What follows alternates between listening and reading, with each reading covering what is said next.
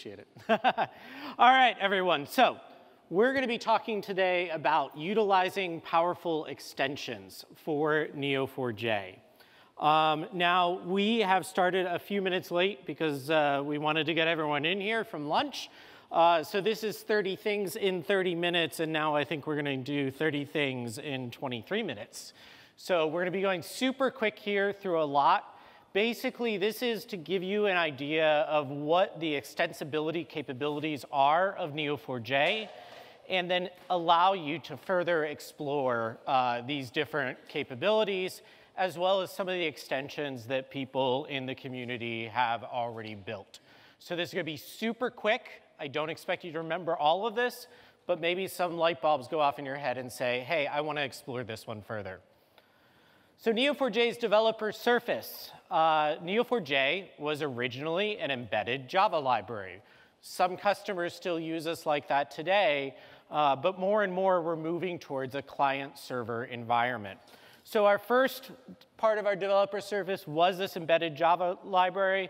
And then if you've been on the journey, you've seen many of these other things. A REST API, which allowed you to interact with Neo4j and create nodes, traverse relationships, all kind of step-by-step, iterate through the graph.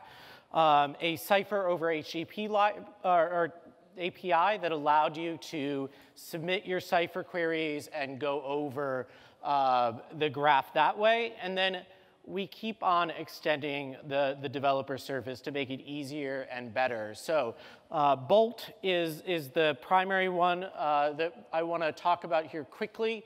Bolt is our binary protocol. It's now a year and a half old or so, but the Bolt binary protocol was built to make it a lot better for you to interact with the Neo4j server from your applications while getting the data back in a binary protocol that we were able to keep type safety in the environment and also make it highly performant. And then we have a variety of language drivers for that. And these are the official drivers. So Java, .NET, JavaScript, Python. These are the ones that we maintain. Our support team works with and helps you all with. Now, I did mention that the binary protocol Bolt is now out there. And so I did want to say a little geeky thing for you in the browser. If you've ever noticed the code option on the left, you can get the underlying request and response that has been happening. And obviously, that is not binary. We assume that most people in the audience can't read binary if it was displayed on their screen. Maybe some folks can. But we're just serializing it to JSON here. But underneath the covers, it's that binary protocol that remains type safe with all of your different integrations. There's a variety of different community drivers, every language that you can imagine. And these community drivers are really important because they extend the capabilities of Neo4j to a lot wider audience. Today, I'm going to be talking about the user-defined functions, aggregation functions, and user-defined procedures as well. The user-defined procedures and functions basically are a way for you to extend the capabilities of Neo4j by putting Java code inside a jar file and throwing it in your plugins directory, and then you get access to these procedures and functions and aggregation functions as well. Now, I said Java code. That is the most popular way that people extend Neo4j. But you can actually use code that is written in any JVM language. So we actually have some examples of using Kotlin. There are other languages that you can write your code in as well, as long as it can run inside the JVM. So procedures. Procedures are callable standalone. You can just call off that procedure. But you can also call it within the context of a Cypher statement. So you can get Cypher results, and for each row of your results, call a procedure and that sort of thing. We're going to show you how this works here with an example, and we're going to show you the code behind this example here shortly. But let's say that you wanted to search all user-labeled nodes for a name property of Brooke star. Obviously, you can do this with Cypher without using any procedures or functions or anything like that. But as I said, this is an example to teach you how these things work. So here is how we're going to define this procedure? Well, first of all, we're going to annotate the Java function with the @procedure annotation and specify that this procedure needs read access and only read access. That's important for the optimizations that take place in Cypher. And we are then going to define it as having two separate parameters, the index and the query, and a very simple definition of looking at that index for the query result. And all we have to do is define that, and you can see it returns new search hits, and then we define the class search hit here, which just has some public fields, which we then expose into Cypher. So we call it, like I said, in a very simple way using Cypher. We call it with the call keyword. And the call keyword here is then used as a call example.search. And this is an example of how you would call it within the Java driver. So you're writing Java client-side code on your machine, and you're calling this server-defined procedure or user-defined procedure on your Neo4j server and getting the results and iterating through those results. So user-defined functions, usable in any Cypher expression or lightweight computation. So let's say that we want to join strings together. Again, you do not need to write this function or procedure. Cypher does this natively, but example here. So example, we want to join hello and world together and separate it with a space. And here is what we do. And we can just say, hey, I have this array of things that I want to join together. Here's the delimiter that I want to use, and I'm just defining that information as an annotation on this Java function. And then the Java function, in this case, I'm going to do something very simple that uses the built-in string join function in Java. And again, I can call this from within Cypher. I can call it, in this case, in Java code, executing a Cypher statement. And in this case, I'm trying to just return the result of that function call and print it out. Super simple. We extended this to allow you to do aggregation functions. This is a more recent extension, I believe in 3.3, but the user-defined aggregation functions allow you to do math the way that you want to do math. So this would be similar to a sum or an average or other aggregation function that you might use on your data. And we're going to show you an example of an aggregation function which calculates the longest string. Now, for those of you who haven't used it, unwind basically takes an array or list and expands it so it's passed in as each separate rows into this function here now, example longest string. So this one is a tiny bit more complicated, but the code still fits on a slide.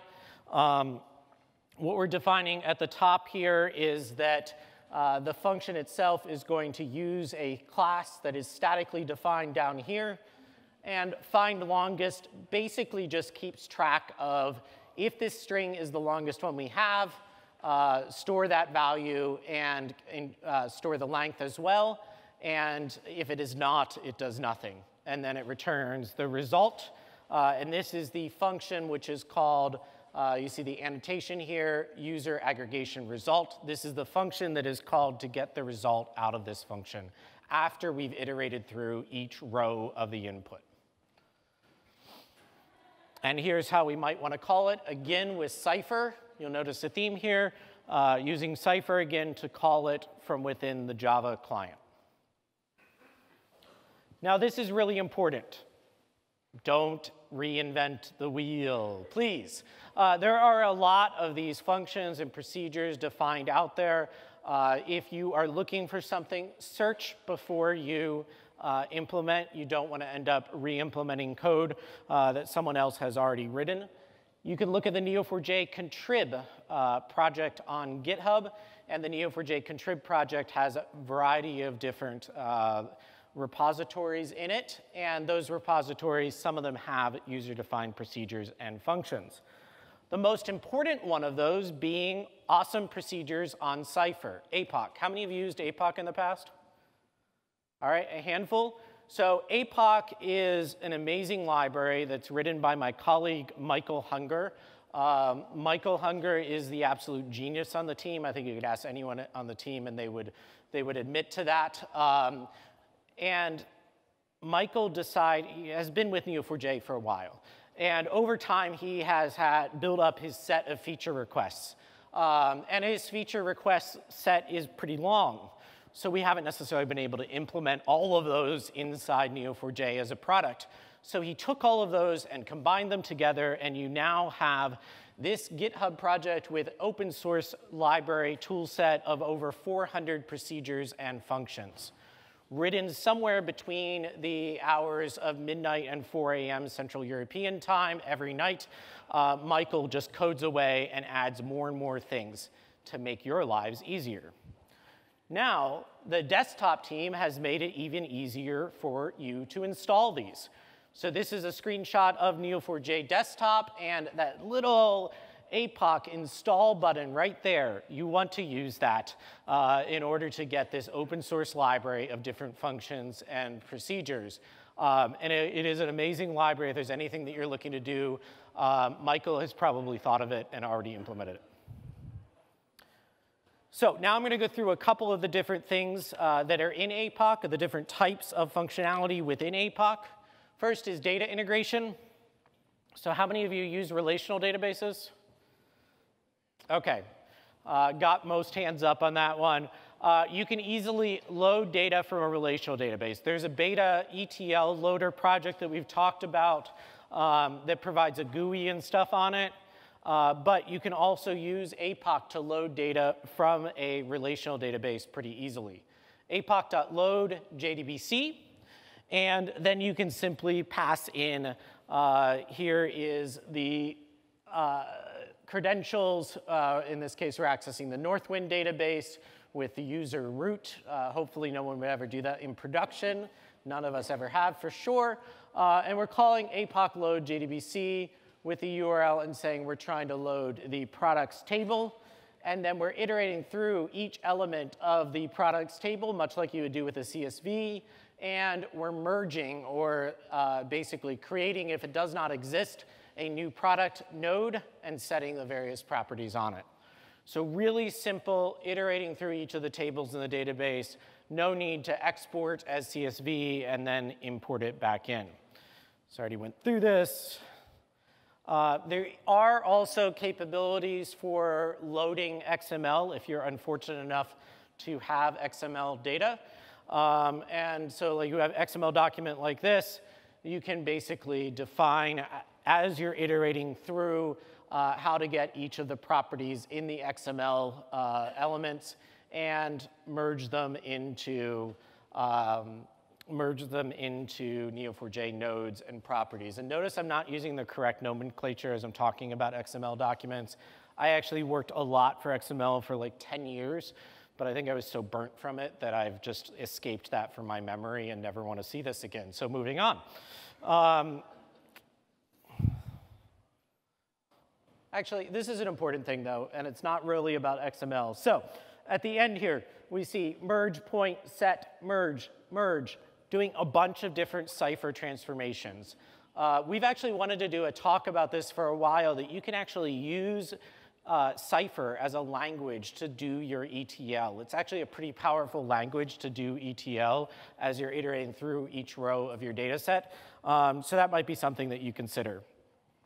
JSON, better than XML, but I still, it's, you know, it's like the data formats where you're trying to put a lot of different types of data into one file, I guess, just kind of irritate me. But that's why we have graphs.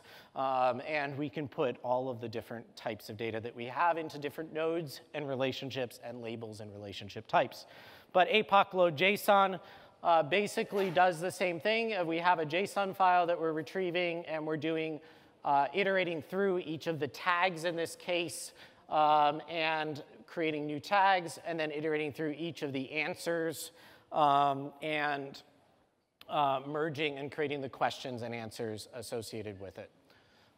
So really, really simple ways to get data from your JDBC database, your XML files, or your JSON. Now, one of the awesome properties that Michael Moore of EY talked about with Neo4j is that you can really easily adjust things as you go along. You don't have to do schema migrations and things like that. You may want to do refactorings of your graph now and then in order to change the performance characteristics of certain types of traversals and such. So if you want to refactor your graph, don't write all your Cypher statements by hand. Look at the Apoc library called apoc.refactor, or that package. And in that package, here's an example of merging nodes. Let's say that you have two person nodes that represent the same person, and they each have a set of relationships. You can easily merge those together and have one person with the two separate relationships.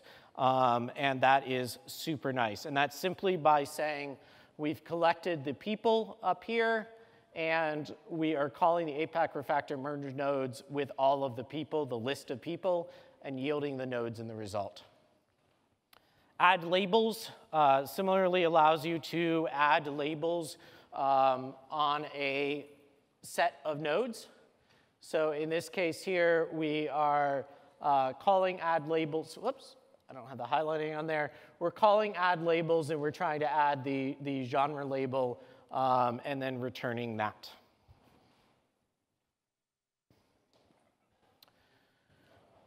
So in addition to refactoring your graph, loading types of data in, you might also want to make updates to your graph. And sometimes, like you probably are familiar with, when you're doing load CSV, you can do with periodic commit and iterate over your CSV data.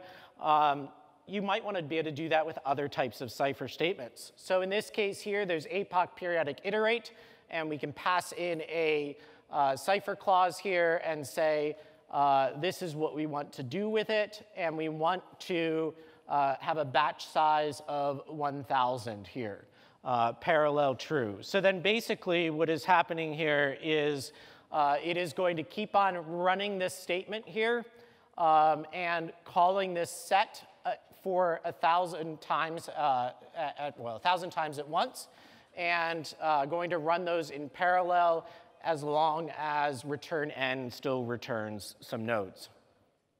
Usually you're going to want to have some criteria to stop doing the updates in there.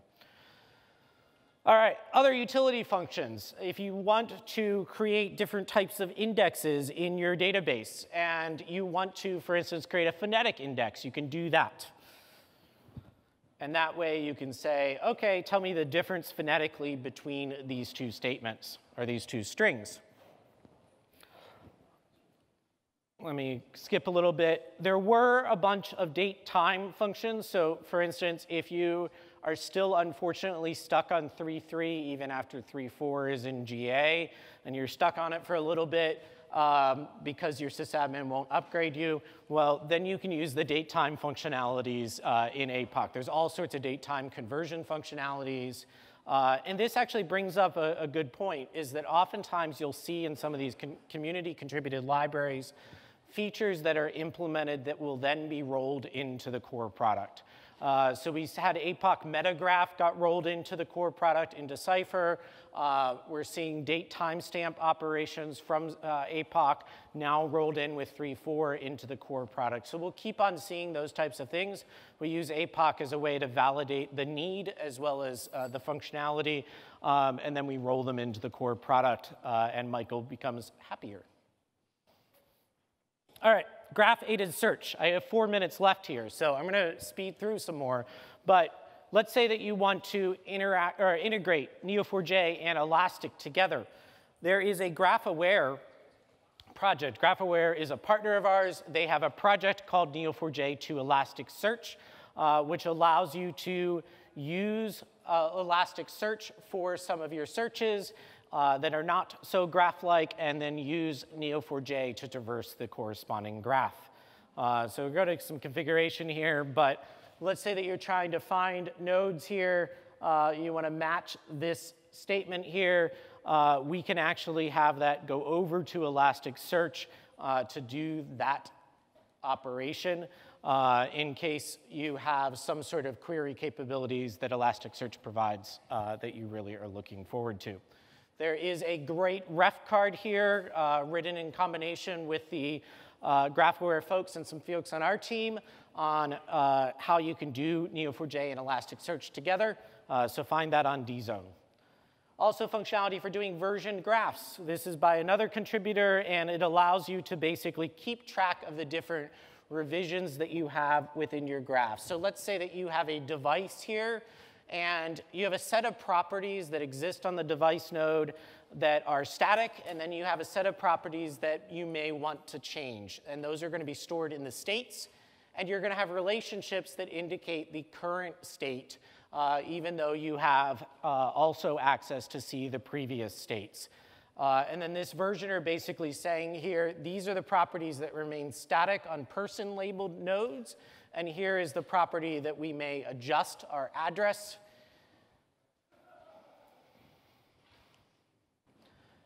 And then if we wanted to actually do an update, we can find a person, we can call versioner update and say, hey, this is the latest version. We're going to put this address on here, and then of course we have access to the old versions as well. Spatial, this is another example of something that was implemented in the community, and then we eventually added the capabilities to the core product. So you can see the Spatial project in Neo4j contrib. One of the capabilities that it has, which hasn't yet rolled into the core product, so you might still be interested, is the ability to search within a polygon, specified by KML in this case. So we're basically saying, hey, we have this, this layer here, and we want to be able to search that layer, and it's a polygon, and then we're adding some nodes here to the index, and here is the actual query. We're basically saying within that polygon, and within a particular distance within that polygon, we want to find our everything that's in it. And we're seeing here, then we're passing those results on. In this case, it's searching legislature information, so congressional legislators. All right, so technically I am out of time here, but I only have... It's okay, Ryan. Keep going. I can keep going? All right. Graph-based machine learning. So GraphAware, again, has built a really awesome library that extends Neo4j with some machine learning capabilities. It is called, in this case, it's an NLP project called Neo4j NLP. And one of the examples of things that you can do with this is annotate your text. So let's say that you have a very long string of text, in this case, a news article, and you're trying to annotate that text with the objects that are in it. We pass in the text, and we pass in the ID of the node, and we're looking for whether it has an annotated text, and we are seeing the graph in result here. So basically what it is you can go through and annotate your text based off of different objects and nouns and things like that that are mentioned in it, and then use those annotations for your additional query operations. On the visualization side, you guys saw Bloom this morning. Everyone excited about Bloom? Excited? All right. So Bloom is really awesome. Bloom allows us to give visualization capabilities to end users that they might not have had. So previously, some folks try to give the Neo4j browser and send that over to their end users, and they got a little bit confused because it is really a developer interface. It is meant for people to understand Cypher and understand how to write code. Sometimes you want to do graph visualization for end users without them having to write that code, and that's what Bloom is all about. But let's say that you wanted to actually code up and embed visualization within your application, in a web application. There are some great functionalities to do that. Written by my colleague Will is this neoviz.js.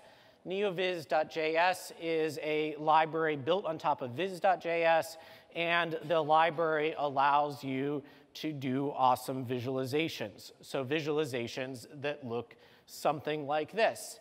And you can see not only did we map out all the nodes on these two dimensions here, but we also size the nodes differently depending on page rank in this case, and we also strengthen the relationships depending upon the strength of those relationships, and we also then use different colors to represent the results of clustering, different clustering, basically the results of community detection algorithms, which you're going to learn about here shortly.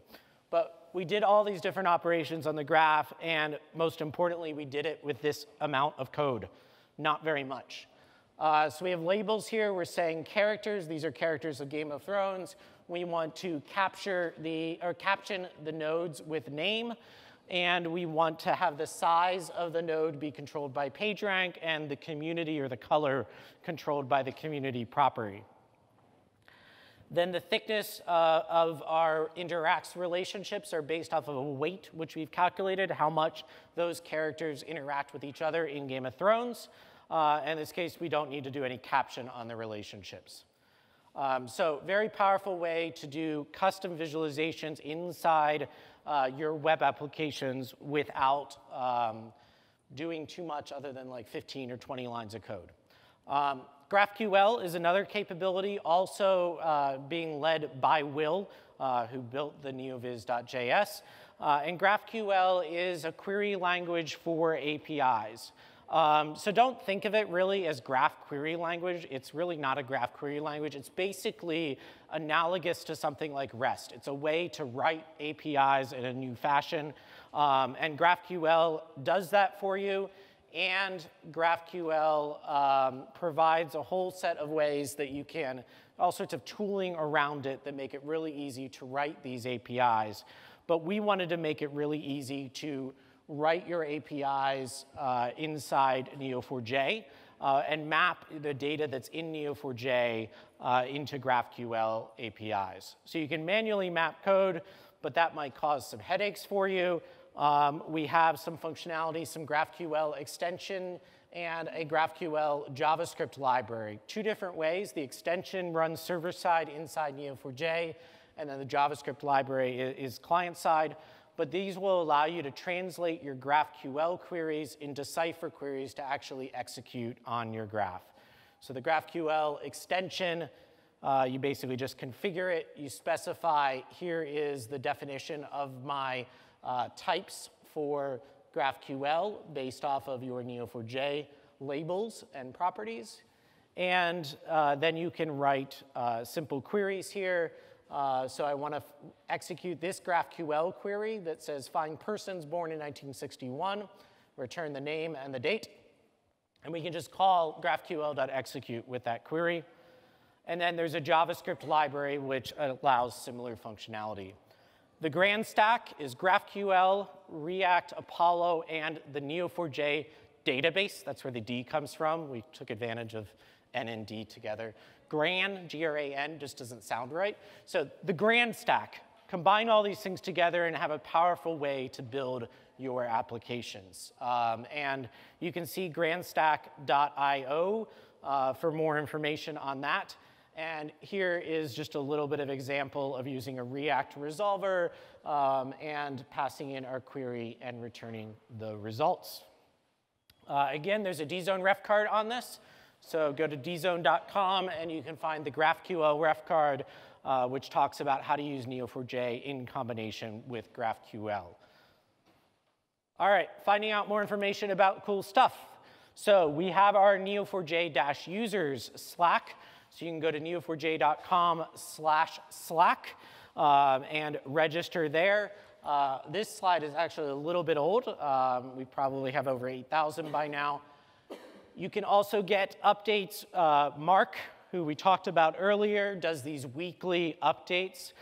This week in Neo4j, these are developer-focused updates about what the community is up to in the last week. So you can look at those on the neo4j.com blog. And also, if you sign up for a sandbox or download the product, you also get these emails. And last but not least, we had some swag up for you at the entrance. You could get some stickers, some pens. If you want a lot more swag, we have a store now. You can go to graphgearstore.com and download. Yeah, you can't really download these things if that's what we call shipping.